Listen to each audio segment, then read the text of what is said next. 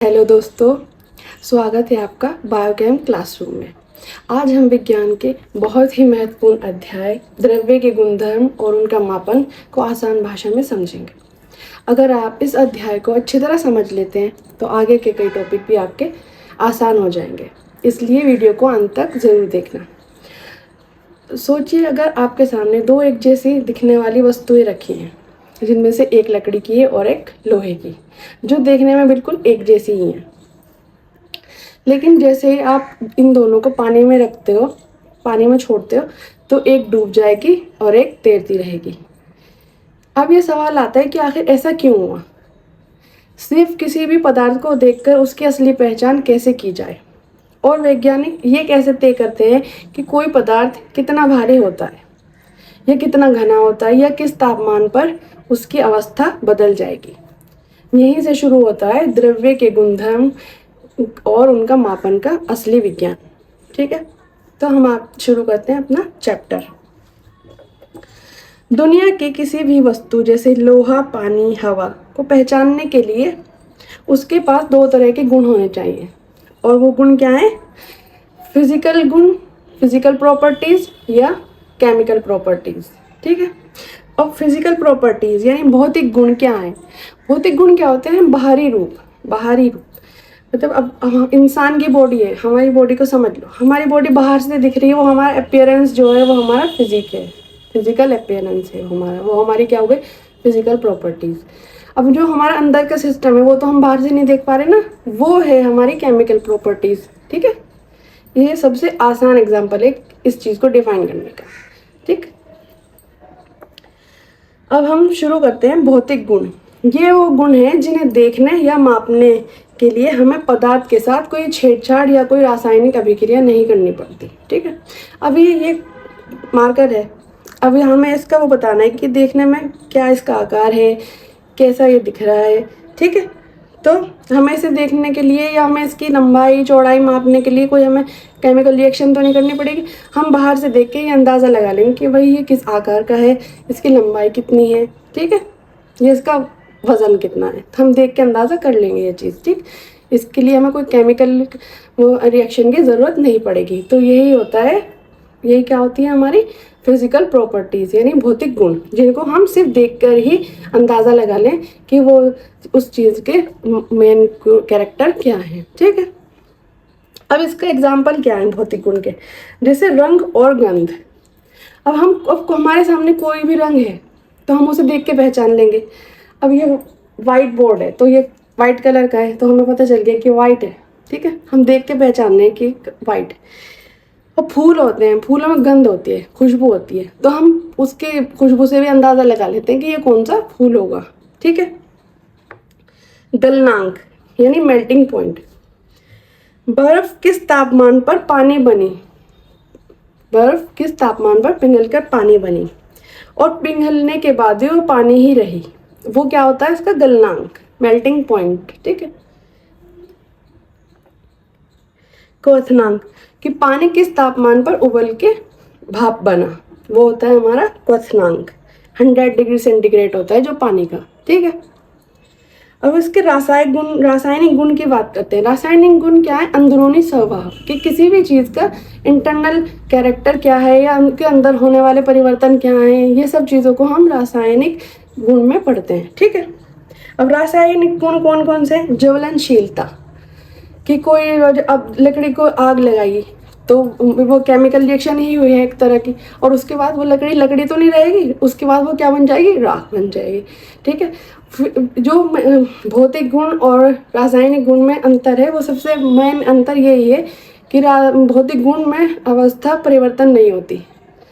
ठीक है, और रासायनिक गुण में अवस्था परिवर्तन हो जाती है। ठीक है, दूसरी है जंग लगना। अब लोहे पे हवा के संपर्क में आने पर लोहा क्या होता है? इस पर जंग आ जाता है, वो फेरस ऑक्साइड में कन्वर्ट हो जाता है। तो वो सिंपल आयरन से क्या बन गया? Ferrous oxide. तो क्या हो गई? रासायनिक गुण में परिवर्तन हुआ। ठीक है, उसके स्ट्रक्चर में परिवर्तन आया, तभी तो उस पर जंग लगा। अंग या क्षार से अभिक्रिया और ऑक्सीडेशन, ये सब क्या है? रासायनिक गुण के प्रकार। इन चीज़ों से हम पता लगा लेते हैं कि इसमें क्या परिवर्तन आया है, किस पदार्थ में क्या परिवर्तन आया है। ठीक है, अब आता है द्रव्य का मापन। जब हम लैब में काम करते हैं तो हमें चीज़ों को नापना तोलना पड़ता है। इसके लिए पूरी दुनिया के वैज्ञानिकों ने मिलकर एक स्टैंडर्ड सिस्टम बनाया जिसे एसआई पद्धति या इंटरनेशनल सिस्टम्स ऑफ यूनिट कहते हैं। ठीक है, और इसमें क्या है, द्रव्यमान, मास। द्रव्यमान किसी भी पदार्थ या वस्तु में पदार्थ की मात्रा कितनी है ये बताता है द्रव्यमान। ठीक है, और इसका एसआई मात्रक क्या है, किलोग्राम, जिसको हम डिनोट करते हैं केजी से। ठीक है, ये है मास का एसआई मात्रक। ठीक है, अब आते हैं आयतन पर, वॉल्यूम। आयतन क्या है, आयतन वह है जो स्थान घेरती है और वस्तु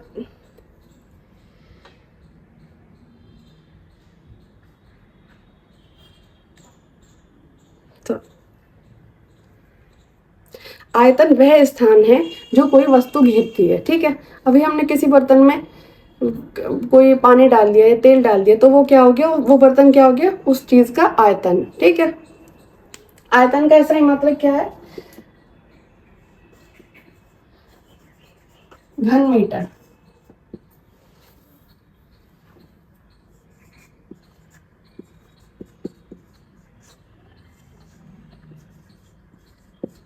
ठीक, अब आते हैं घनत्व। घनत्व बताता है कि किसी निश्चित आयतन में कितना द्रव्यमान उपस्थित है। ठीक है, क्या बताता है, किसी निश्चित आयतन में कितना द्रव्यमान उपस्थित है। मतलब वो बर्तन आधा है, हमने किसी बर्तन में पानी लिया और वो आधा है भरा हुआ, तो हमें उसके जो उसमें, अब वो आधा हुआ, वो तो उसका आयतन हो गया। जब हम उसका वेट करेंगे तो वो क्या हो गया, उसमें उपस्थित द्रव्यमान। ठीक है, तो इसका फॉर्मूला क्या है, घनत्व का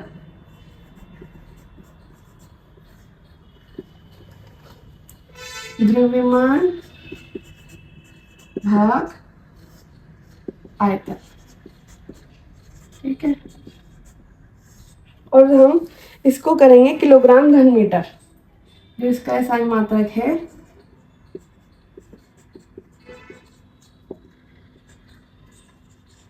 किलोग्राम मीटर क्यूब।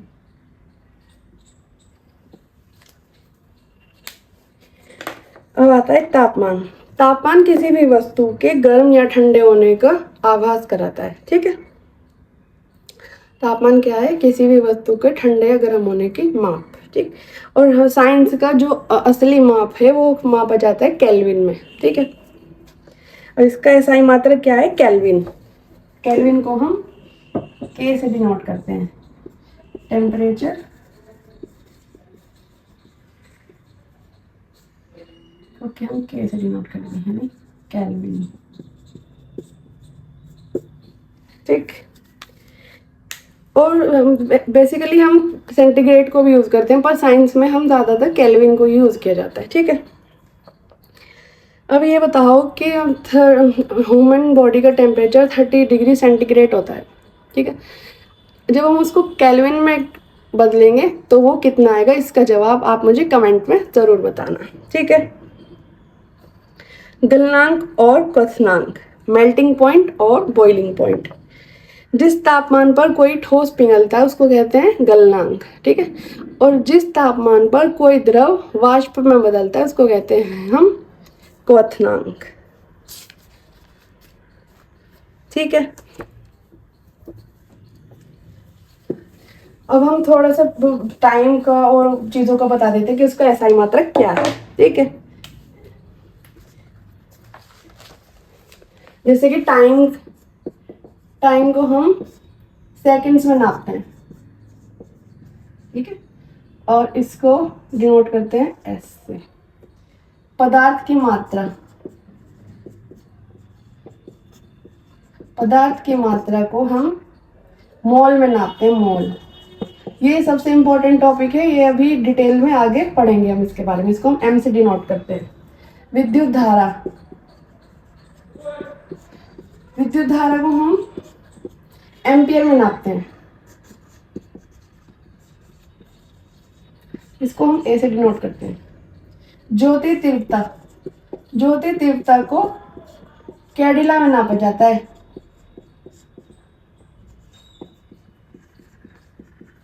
कैडिला, इसको हम स्मॉल सी स्मॉल डी से डिनोट करते हैं। लंबाई, लंबाई यानी लेंथ, लेंथ को हम मीटर में नापते हैं, आपको पता ही है, मीटर। इसको हम स्मॉल एम से डिनोट करते हैं, ठीक है। ये हमारा आज का टॉपिक हो गया द्रव्य के गुणधर्म और उनका मापन। उम्मीद है आपको द्रव्य के गुणधर्म और उनका मापन पूरी तरह समझ आ गया होगा। अगर ये वीडियो आपके लिए उपयोगी रही हो तो इसे लाइक करें और अपने दोस्तों के साथ शेयर करें, और बायोकेम क्लासरूम को सब्सक्राइब करना मत भूलें।